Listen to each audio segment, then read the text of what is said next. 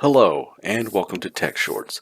Today we're going to talk about the Task tab. As the advisor, you have the option of setting up tasks. So after logging in, you will see this Task tab right here. As the advisor, you're the only one that can assign tasks. Simply click on it. And here's where you can assign different tasks to different staff members or yourself. To add a task, simply click on this plus sign in the upper right hand corner. Here you will see a window appear. You can give this task a name.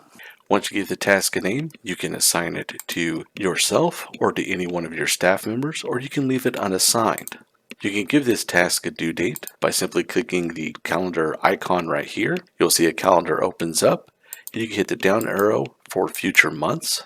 To assign a date, simply find the date that you want this task to be due on, click on it, and the date appears right here. Once you're happy with everything, click Add. You can export this list by clicking here. This will open it up to an Excel file that you can take to a meeting or have it in your notes. You can also sort this task by all staff or yourself or one of your staff members. Once a task has been completed, simply click this box right here. The task will fall to the bottom and a complete date will be filled in automatically. To view this task on your main page, simply click the logo in the upper right hand corner.